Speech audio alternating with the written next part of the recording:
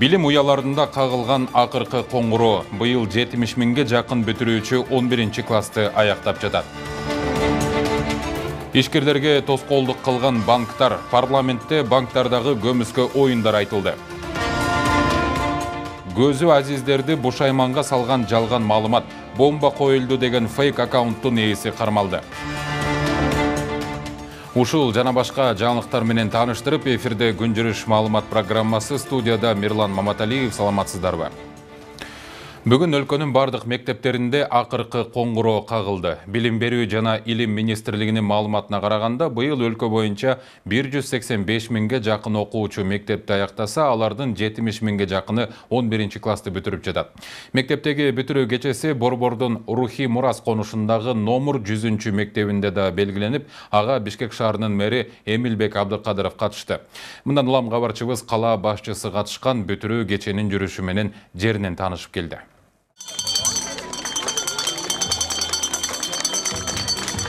Бишкектин Рухий Мурас конушундагы номер 100 мектебинде быйыл биринчи жолу акыркы коңгуроо кагылды. 9-11 класстын окуучулары катышкан бүтүрүү кечесиндеги майрамдык иш-чара окуучулар тарабынан атайын даярдалган концерт менен коштолду.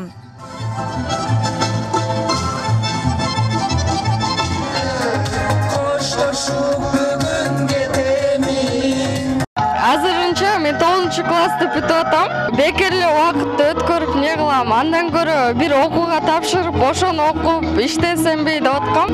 Бирок негизи ырчы болгум келген. 9 классты бүтүп жатамын. 11 класска каламго деп ойлоймун. Негизи 11 класска калган эле жакшы го деп ойлойм да. Чоң рахмат эжелерге. Аябай бизди өзгөрттү. 11 класстарга каларым чын ден соолук, узун өмүр. Кийин окуңарда ийгилик. Билим уясынан бул жолу 23 окуучу 11 классты жана 71 окуучу 9 классты аяктайт. Бүтүрүүчүлөрдүн көпчүлүгү келечектеги кесибин тандап койсо, айрымдары чет өлкөдөн билим алууга камынышууда. 11 классты бүтүрүп жаткан Адил Рыспергенов контракты келишими $22,000 түзгөн Американын Техас штатындагы Түндүк Америка университетине тапшырып, бюджеттик бөлүмүнө өткөн. 10-15 университетке жөнөттүм Америкада. Почти баары эле кабыл алды, кабыл албагандар да болду. Кабыл алгандардан да скидка бергендери болду. Бирок ошо эң көп скидка берген ошол Техас штатында университет болду. Ошол үчүн Техас штатында университет тандадым. Аз убакыттын ичинде ишке берилген номер 100 мектепте 71 мугалим эмгектенип, 1300гө жакын окуучу билим алат. Иш баштаганына кыска мөөнөт болсо да, мектеп билим берүүгө байланыштуу шаар аралык өткөн сынактарда 3-орунду алса, райондогу билим берүүнүн сапаты боюнча 1-орунду ээлейт. Райондук сынактарда, шаардык сынактарда дагы биздин окуучуларыбыз 3-2, 1 орундарды алып, бизди абдан кубандырып келет.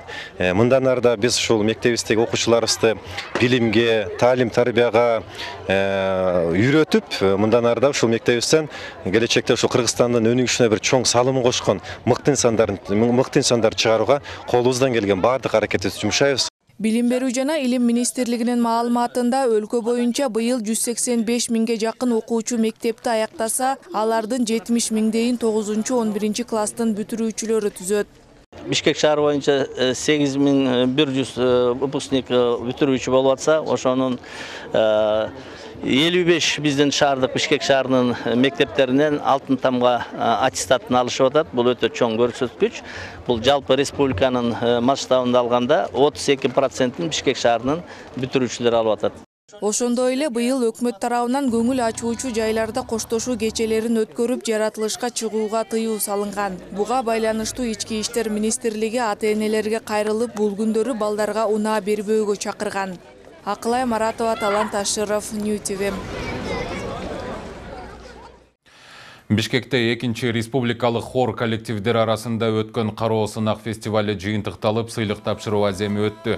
Студенттер арасындагы байгелүү кароо сынакта Бейшеналиева атындагы Кыргыз мамлекеттик маданият жана искусство университетинин музыка факультетинин хор оркестр дирижерлугу жана музыка кафедрасынын студенттик хору, Күрөнкеев атындагы Кыргыз мамлекеттик музыкалык окуу жайынын аралаш хор коллективи жана Ош мамлекеттик университетинин искусство факультетинин элдик музыкаларды аткаруу жана ырдоо кафедрасынын студенттик хору биринчи орунду ар бирине 100 000 сомдон ыйгарылды. Кыргыз СССРнин эл артисти биринчи хормейстер Юсуповдун 105 жылдыгына карата өткөрүлгөн сынакка 7 облустун ар кайсы аймагынан келген 12 хор жамааттары катышты. Biz şu elibizge manay tartılуу maksatında Bişkek'tin bardıq solda үйлөрүндө эл көп жерлерде biz флешмобторду өткөрдүк. Бул деген негизги максаты, бул фестивалдын негизги максаты президентибиздин биринчи жарлыгы болгон инсандын адеп, акылакты өнүгүүсү жана дене тарбиясы боюнча жарлыгын ишке ашыруу, ошондой эле жалпы хор коллективдеринин бири-бирине болгон тажрыйба алмашуу аянтчасын түзүп берүү. Андан сырткары ушул биз элибизде дегеле искусствонун бул түрү болгон хор багытына көмөк жана кызыгуусун арттыруу. Мына бул биздин бирден бир чоң максаттарыбыздын бири болуп эстелинет. Та жылуу вирус пандемиясы Кыргызстанда 107 медицина кызматкеринин өмүрүн алганы расмий тастыкталды. Бул тууралуу маалымат Саламаттык сактоо министрлигинин сайтына жарыяланды. Ооруну жугузуп алган медицина кызматкерлеринин жалпы саны дээрлик 8 000ге чамалаганы, алардын арасында мамлекеттик та, менчик та медициналык жайлардын өкүлдөрү бар экени маалымдалды.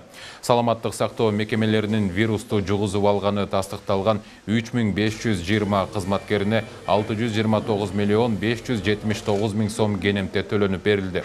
Дүйнөлүк саламаттыкты сактоо уюму та жылуу вирус же COVID-19 вирусу боюнча өзгөчө кырдаал режими аяктаганын быйыл 5-майда билдирди.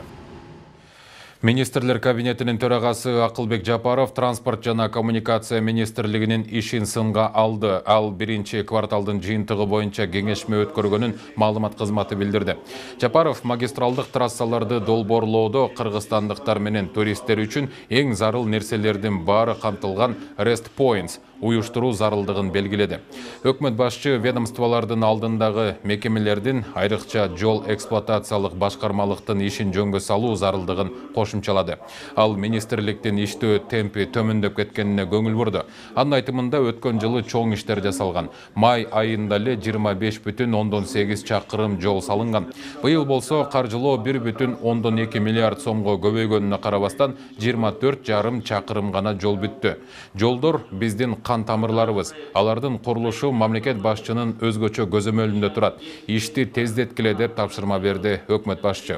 Сентябрь айында министрликтин ишине баа берилет. Өкмөттүн иши күн сайын активдешип жатат. Артта калгандар же жеткиле же болбосо аялдамада калгыла, деди Акылбек Жапаров. Кече күнү министрлер кабинетинин төрагасы Айыл чарба министрлигин сындаган. Ал кайсы жакты карабасын бир дагы кыйраган иш жасалбаганын белгилеген. Өз учурунда аларга да сентябрга чейин мөөнөт берип талап койгон. Президент Садыр Жапаров бүгүн Москва шаарында жогорку Евразиялык экономикалык кеңештин жыйынына катышты. Күн тартибинде өлкөлөр ортосундагы кызматташтыкты өнүктүрүү жана Евразиялык экономикалык биримдиктин алкагында интеграцияны тереңдетүү маселелери турат. Жогорку Евразиялык экономикалык кеңештин тар курамдагы жыйыны башталар алдында Евразиялык экономикалык биримдикке мүчө мамлекеттердин башчыларынын чогуу сүрөткө түшүүсү болуп өттү. Андан соң жолугушуу делегация мүчөлөрүнүн катышуусунда кеңейтилген курамда уланды. Эске салсак, жогорку Евразия экономикалык кеңеши Евразия экономикалык биримдигинин жогорку органы. ЕАЭПке Кыргызстан, Армения, Беларусь, Казакстан жана Россия кирет. 2023 жылы биримдиктин органдарына Россия төрагалык кылууда.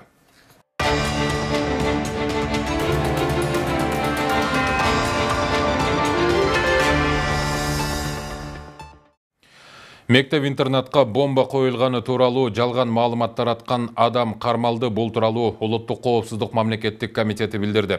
Ушул жылдын 24 майында саат 00:46-да Азиздер жана Дүлөйлөр коомдук бирикмесинин төрагасынын Инстаграмдагы жеке баракчасына бомба 195 фейк аккаунтунан номер 21 адистештирилген мектеп-интернатынын аймагына бомба коюуну пландап жатканы тууралуу маалымат түшкөн. Атайын кызматкерлер мекеменин тарбиялануучуларын жана кызматкерлерин сыртка чыгарып, мектепти курчоого алдырып, текшерүү жүргүзгөн. Бирок мектептен жана анын аймагынан кооптуу эч нерсе табылган эмес. Иликтөөнүн жүрүшүндө жалган маалымат жөнөткөн адам ушул эле мектеп-интернаттын тарбиялануучусу Нарын облусунун 2001 жылы туулган тургуну экени аныкталып, колго түшүрүлгөн. Учурда тергөө жүрүп жатканы, анын жыйынтыгында процессуалдык чаралар көрүлүп, кармалган адам жазага тартылары кабарланды. Кылмыш жаза кодексинин 259 беренесине ылайык ушул өңдүү жалган маалымат тараткан адам 5 жылга чейин эркиндигинен ажыратылат. Өлкөдөгү банктар ишкерлерге бут тосуп жатышкандыктан ишкерлер банк аркылуу жеңилдетилген насыяларды ала албай жатышат. Бул боюнча маселе бүгүн жогорку кеңештин жалпы жыйынында көтөрүлүп, эл өкүлдөрү министрлик бул багытта шалаакы мамиле жасап жатканын айтып чыгышты. Анда ишкерлерди колдоо үчүн мындан 2 жыл мурун бөлүнгөн каражаттар али күнгө чейин берилбей жатканы айтылып, насыя берүүнү тездетүүнү талап кылышты. Ишкерлердин негизги көйгөйү көтөрүлгөн жыйындын жүрүшүнө кесиптешим Акылай Маратова токтолот.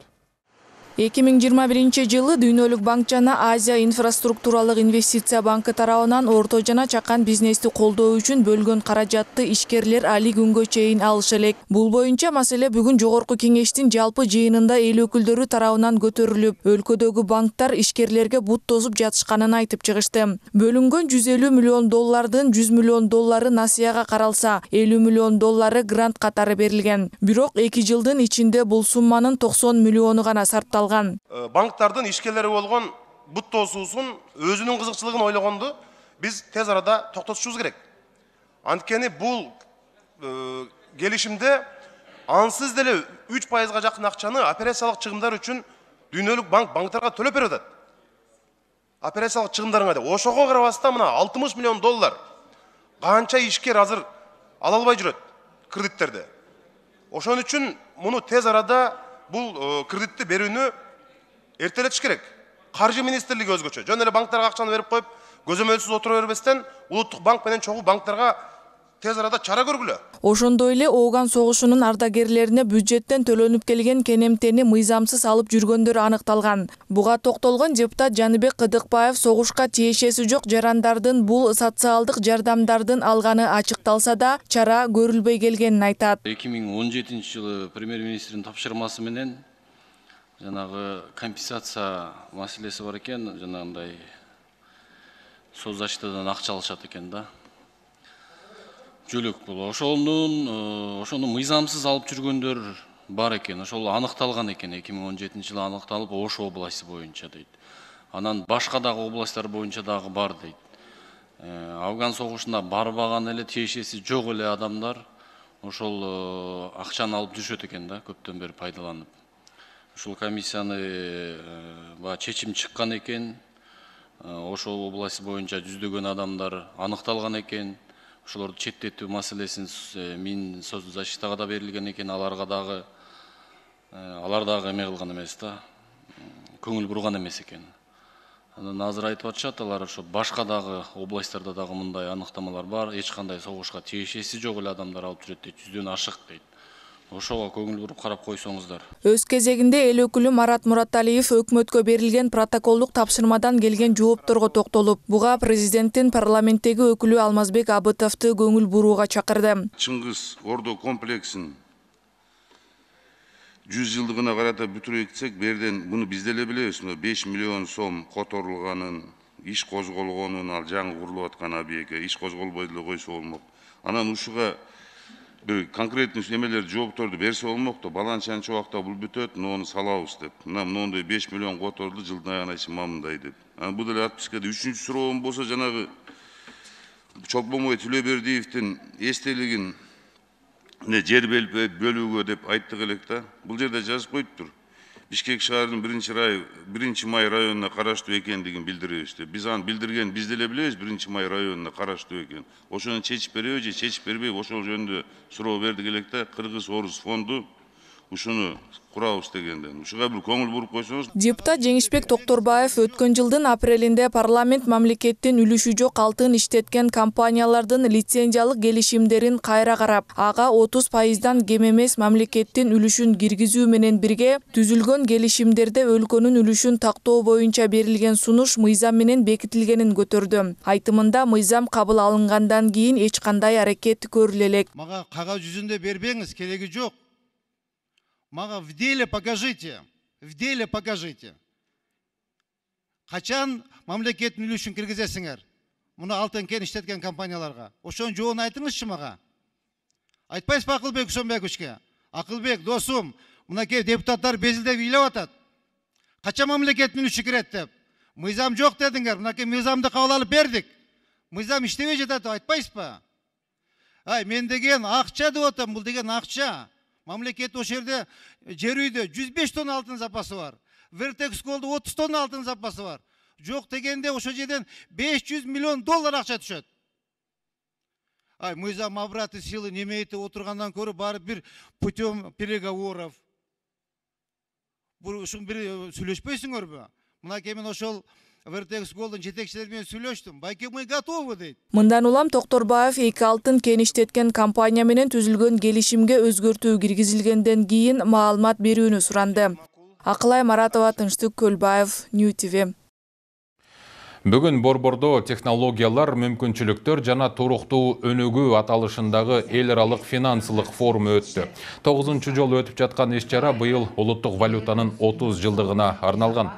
Жыйындын жүрүшүндө глобалдык трендтерди эске алуу менен төлөм рыногун сана эрептек трансформациялоо, ошондой эле туруктуу жана жашыл каржылоо маселелери талкууланды.